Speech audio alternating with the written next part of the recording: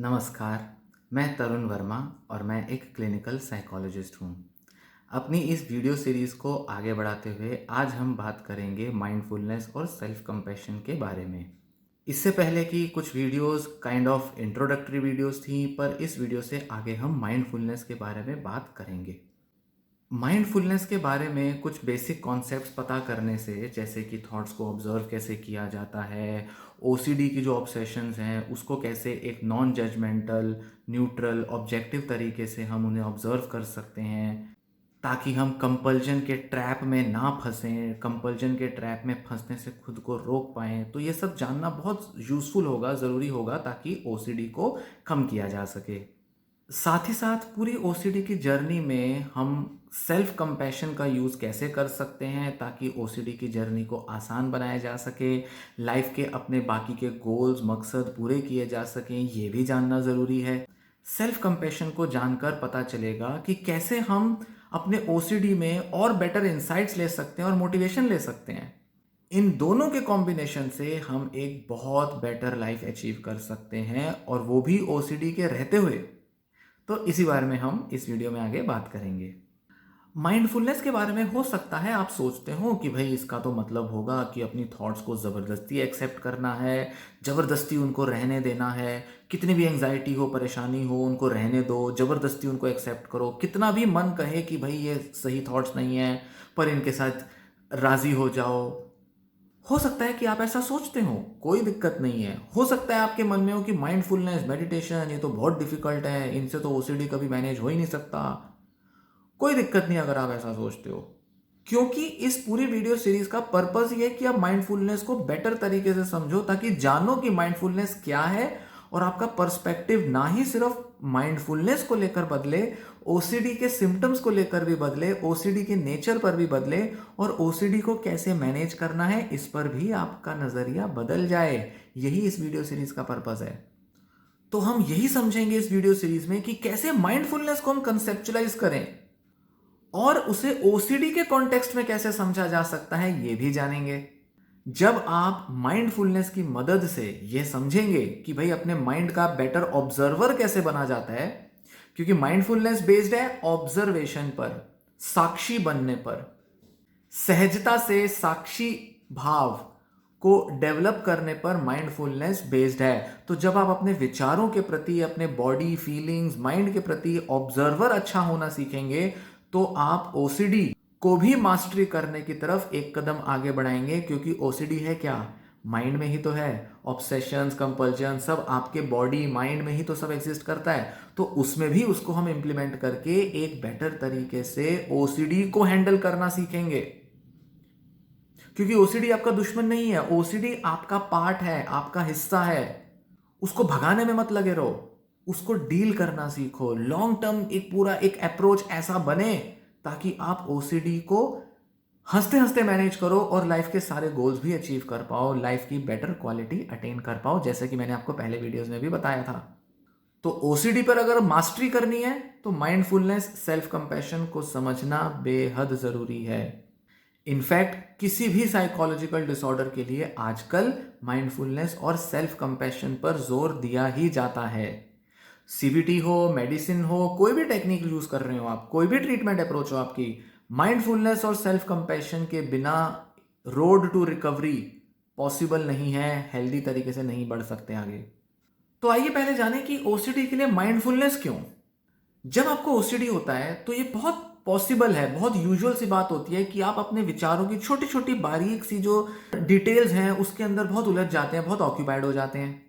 OCD जिन लोगों को होता है, जो इसके सफरर्स होते हैं, इससे पीड़ित होते हैं, वो बिना किसी एफर्ट के बाय नेचर ह्यूमन एक्सपीरियंस, मतलब हमारी रोजमर्रा की जो रियलिटी है जिसको लेकर हमारा डिसऑर्डर है, या जो भी हमारे आसपास की जो भी हमारे अनुभव होते हैं, उसकी फाइन डिटेल्स को देखने के लिए उनका दिमाग एक तरह से ट्यून्ड अप होता है, प्रोग्राम्ड होता है कि वो डिटेल्स को पकड़ते हैं, डिटेल्स पर बहुत ज्यादा ध्यान बनाते हैं। कुछ लोग कह सकते हैं कि भाई ये तो वरदान है, हम बड़ा परफेक्शन के साथ चीज़ें करते हैं, बड़ा ध्यान देकर हम काफ़ी बेटर तरीके से चीज़ें अप्रोच कर सकते हैं। पर कुछ लोग कहेंगे कि ये तो अभिशाप है, कर्स है। और कुछ लोगों के लिए ये एक्सपीरियंस, डिटेल पे फोकस करने की आदत, मेंटल स्टेट बहुत पेनफुल हो जाता है, बहुत ही ज़्यादा बर्डनसम, बोझ वाला हो जाता है। पर एक बात तो पक्की है, ये फाइन डिटेल्स, छोटी छोटी बारीकियों पर देखने की आदत एक फायदा भी देती है, मतलब एक तरह का एसेट भी है ये। क्योंकि ओसीडी जिन लोगों को है वो बहुत फाइन ऑब्जर्वर होते हैं, हम ये कह सकते हैं। नोटिस करने की आदत है, नोटिसर हैं, ऑब्जर्वर हैं, ये हम कह सकते हैं। आप हो सकता है प्रकृति के अंदर आने वाले छोटे छोटे बदलावों को भी नोटिस करते हो, नोटिस करने की क्षमता रखते हो, और इस नोटिस करने की आदत से आप शायद और बेटर तरीके से नेचर की ब्यूटी को अप्रिशिएट कर पाते हो, जो कि आसपास के और लोग नहीं कर पाते, क्योंकि उनका इतना डिटेल में देखने की आदत नहीं है, या उन्हें आता नहीं है, या वो शायद इन चीज़ों पर उतना ध्यान ही नहीं देते जिन पर आपका ध्यान जाता है। अगर आपको ओसीडी है तो आप नेचर को, अपने आसपास की ब्यूटी को अप्रिशिएट करते हैं और उनकी डिटेल्स को और ज़्यादा एंजॉय कर सकते हैं। आप म्यूजिक को, कलर्स को, अपने जो भी एकेडमिक आपके अगर गोल्स हैं उनको, अपने आसपास की रिलेशनशिप्स को, अपने पास जो भी आपकी चीज़ें जिनको आप ऑर्गेनाइज करते हो उनको बहुत फाइन डिटेल्स में देखने की क्षमता रखते हो। और जितनी ज़्यादा आपके अंदर ये क्षमता है, उतना ज़्यादा आप उन चीज़ों को लेकर एक बहुत ही परफेक्ट रिलेशन भी बना सकते हो। हालांकि ये परफेक्शन कई बार बहुत घातक भी साबित होता है, पर आप बहुत बेटर तरीके से एडमायर कर सकते हो इनके आने वाले फ्रूट्स, इनके आने वाले फल का। फल मतलब, फ्रूट्स मतलब आउटकम्स, रिजल्ट्स आपके लिए बड़े रिवॉर्डिंग होते हैं। आप एंजॉय करते हो इन सब चीज़ों को।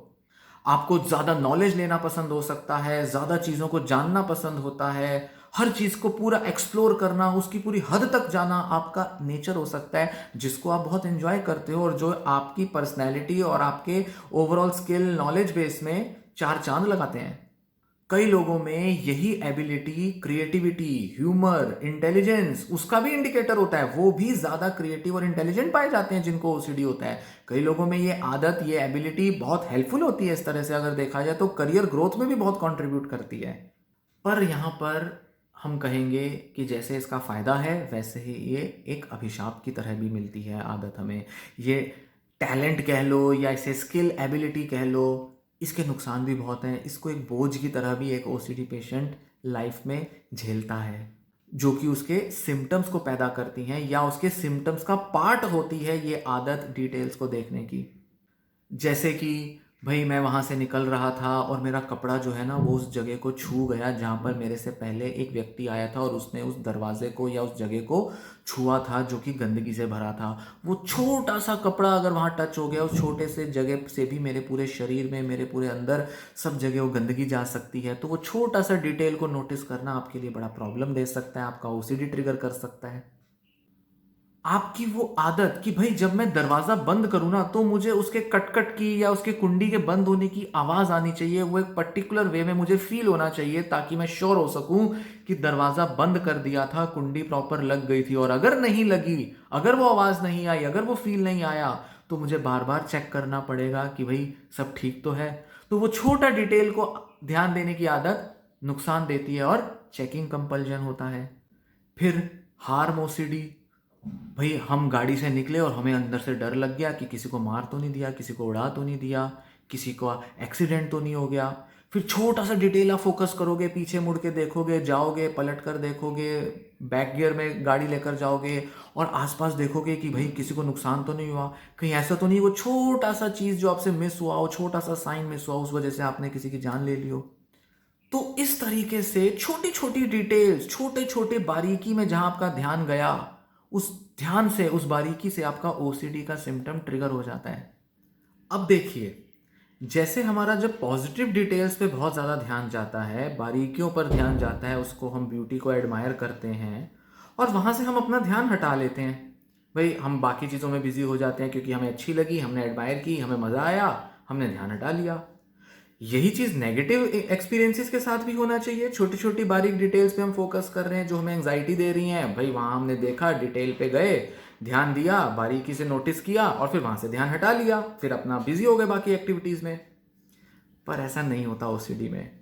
ओसीडी में यहीं पर मामला थोड़ा कॉम्प्लिकेटेड हो जाता है, क्योंकि ओसीडी में इतना आसान नहीं होता इन negative experiences, thoughts, images, sensation से ध्यान को हटा पाना और सेफली किसी दूसरी जगह पर ध्यान लगा पाना।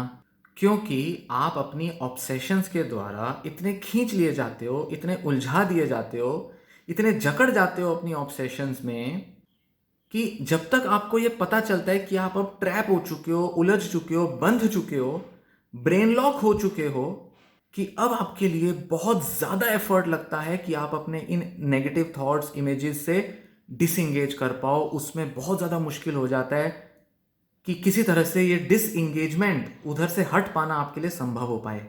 मतलब पॉजिटिव एक्सपीरियंसेस से तो हम उलझे उनमें, उनसे बाहर आ गए। नेगेटिव थॉट्स, इमेजेस, सेंसेशंस, ये जो हमारे जो एक्सपीरियंसेस हैं, इनसे बाहर आ पाना, इनसे अपने को डिसएंगेज कर पाना, ये बहुत मुश्किल हो जाता है और करीब करीब असंभव सा हो जाता है। कुछ पेशेंट्स के लिए तो बेहद मुश्किल होता है और वो ट्रैप हो जाते हैं, जकड़ जाते हैं अपने ऑब्सेशंस में।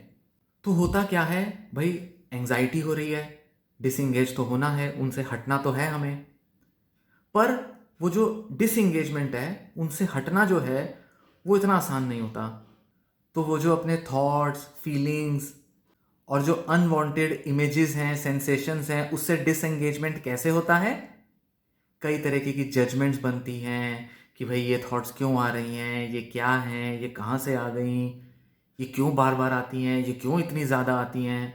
तो कई तरीके की हम जजमेंट्स देते हैं। फिर उसके बाद बहुत सारा एनालिसिस करते हैं, ये कैसे आ रही है, कहाँ से आ रही है, कब आती है, मन में ऐसा क्या आया, कहाँ से आया, कैसे एक विचार दूसरे में बदला, ये जो डिटेल पे जो मेरा ध्यान गया, ये क्या था, वहाँ क्या हुआ, तब क्या हुआ, मैंने चेक किया कि नहीं किया, वहाँ मेरा ध्यान नहीं गया, वहाँ मुझे आवाज़ नहीं आई, वहाँ मुझे वो दिखा नहीं। तो ऐसे छोटे छोटे चीज़ों का एनालिसिस होता है। रैशनलाइजेशंस होती हैं, कई तरीके से खुद को एक्सप्लेन करने की कोशिश करते हैं कि नहीं, अभी पूरी तरह से मुझे दिखा नहीं, पूरी तरह से मैंने गंदगी साफ नहीं की, पूरी तरह से मैंने ना अभी हाथ नहीं धोए, पूरी तरह से ना मैंने शायद पूरा ध्यान नहीं दिया, शायद कुछ ध्यान से मेरे निकल गया, दोबारा करके देखते हैं। तो रैशनलाइज करते हैं हम बहुत ज़्यादा। और साथ ही न्यूट्रलाइजेशंस होती हैं, मतलब कि कंपल्जन्स की मदद से हम उस एंजाइटी को कैंसल आउट करने की कोशिश करते हैं, उस एंजाइटी को रिड्यूस करने की, न्यूट्रलाइज करने की कोशिश करते हैं। एंजाइटी बढ़ी, एंजाइटी को कम किया, कैसे? न्यूट्रलाइज कैसे किया? कंपल्जन्स की मदद से। तो ये कंपल्जन्स क्या करती हैं? डिसएंगेजमेंट में हमें हेल्प करती हुई दिखाई पड़ती हैं। मतलब कि हमारे पास उस ऑब्सेसिव थॉट से हटने का बस एक ही तरीका रह जाता है, क्योंकि वो इतनी एंजाइटी प्रोवोकिंग होती हैं कि हमें कंपल्जन्स का सहारा लेना पड़ता है। कंपल्जन्स क्या हुई?